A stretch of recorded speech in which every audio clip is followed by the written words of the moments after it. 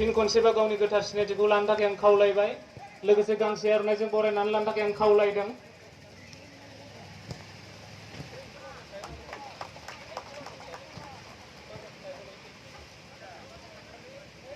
बेयावनो नुजानो हानाय दिनैनि जे गिबि बादायलायनाय हांख्रायनानै लाबोजानाय बिजनी जिल्ला इउपिपिएलनि मानगोनां आफादगिरि आदा फनेन बर' आदाखौ गावनि गोथार सिनायथिखौ होनो थाखाय आं खावलायबाय लोगोसे गांसे आर'नाइजों बरायनानै लानो थाखाय आं खावलायदों। दायो आं सिनायथिनो सिगांदों बिजनी जिल्ला बर' थुनलाइ आफादनि मानगोनां आफादगिरि सार गोगोम ब्रह्म कसारी सारखौबो गावनि गोथार सिनायथिखौ लानो थाखाय आं खावलायबाय आरो गांसे आर'नाइजों बरायनानै लानो थाखाय आं खावलायदों।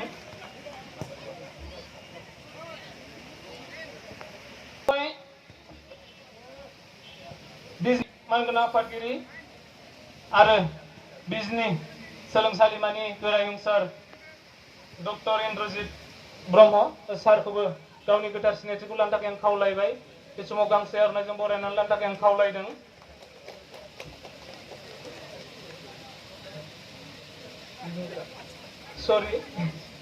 आफादगिरि सार दिनेश ब्रह्म सारखौबो गावनि गोथार सिनायथिखौ लानो थाखाय आं खावलायबाय लोगोसे गांसे आर'नाइजों बरायनानै लानो थाखाय आं खावलायदों।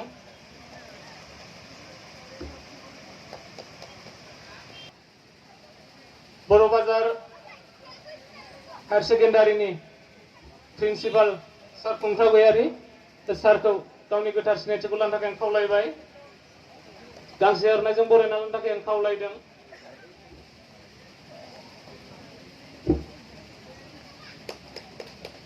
दायो आङो सिनायथिनो सिगांदों दिनैनिफ्राय जानो गोनां जे बादायलायनाय बिनिनो जे रां बान्था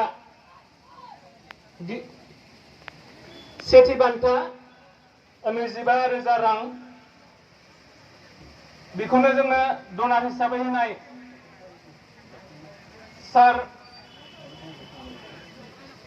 इन्द्रमोहन ब्रह्म आरो सार सुनिराम ब्रह्म इन्द्रमोहन बसुमतारी सार लोगोसे सुनिराम ब्रह्म सार बिथांमोना सानैजों सारमोनखौ खनसेयैनो सिनायथिनो थाखाय आं खावलायबाय। सारमोना सानैजों सेथि बान्थाखौ जोंनो डनार खालामदों डनेट खालामदों। साबायखर थाबाय सारमोननिसिम सिनायथि होनायनि थाखाय। दायो दङ दिनैनिफ्राय जे जानो गोनां जे जोलुर बादायलायनाय बिनिनो नैथि बान्था 20,000 रां बेखौबो जोंनो सानै सारमोना डनेट खालामदों। सार ललित बसुमतारी सासे सार दंबावोमोन बिथाङा नुजाफैनो हायाखिसै। दायो ललित बसुमतारी सारखौ गावनि गोथार सिनायथिखौ होनो थाखाय आं खावलायबाय। दायो सिनायथि होनो नागिरदों जोंनि रुंसारि मोहिनी बसुमतारी बे गोसोखां जोलुर बादायलायनायनि जे खुंफुं आफादनि मानगोनां मासिगिरि सार महेन्द्र ब्रह्म सारखौ बे समाव गावनि गोथार सिनायथिखौ लानो थाखाय आं खावलायदों। गांसे आर'नाइजों बरायनो थाखाय आं खावलायबाय। सिनायथि होनो खावलायदों जोंनि रुंसारि मोहिनी बसुमतारी गोसोखां जोलुर बादायलायनाय बिनिनो लोगो मासिगिरि सार फुंखा नार्जारी सारखौबो गावनि गोथार सिनायथिखौ लानो थाखाय आं खावलायबाय लोगोसे गांसे आर'नाइजों बरायनो थाखाय आं खावलायदों।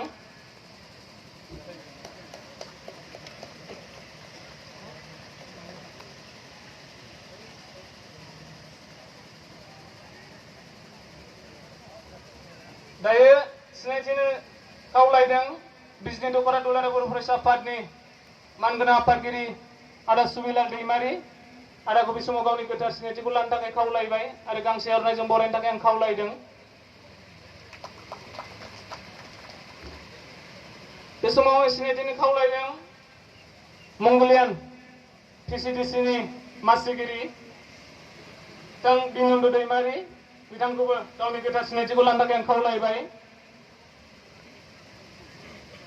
आरो गांसे आर'नाइजों बरायनो थाखाय आं खावलायदों।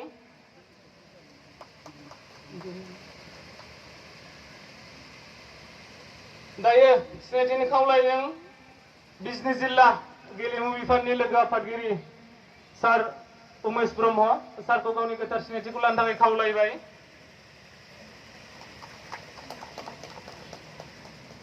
सिनायथि होनो खावलायदों बिजनि जिल्ला बर' थुनलाइ आफादनि गाहाय नेहाथारि सार दिलीप ब्रह्म सारखौ गावनि गोथार सिनायथिखौ लानो थाखाय खावलायबाय आरो गांसे आर'नाइजों बरायनो थाखाय खावलायदों।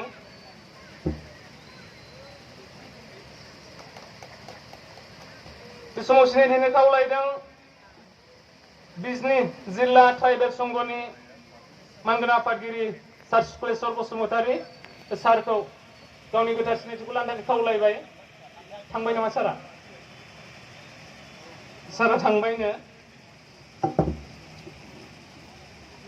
दायो सिनायथि होबावनो खावलायदों बिजनि जिल्ला इउपिपिएलनि वमेन सेलनि आफादगिरि मेडाम रतिमा बसुमतारी मेडामखौ गावनि गोथार सिनायथिखौ लानो थाखाय खावलायबाय आरो गांसे आर'नाइजों बरायनो थाखाय खावलायदों। बे समाव आङो सिनायथिनो खावलायदों मंगलियान गोजौ फरायसालिनि बारग' लोगो फोरोंगिरि सार रन्जित कुमार बसुमतारी सारखौ गावनि गोथार सिनायथिखौ लानो थाखाय खावलायबाय।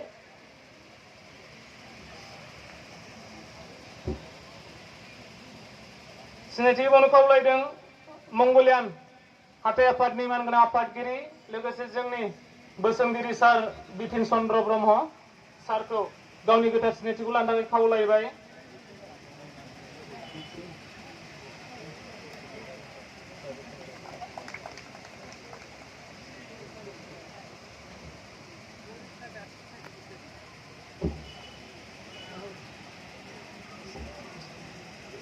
सोरांसार दैमारि बिथांखौ गावनि गोथार सिनायथिखौ लानो थाखाय आं खावलायबाय लोगोसे गांसे आर'नाइजों बरायनो थाखाय आं खावलायदों।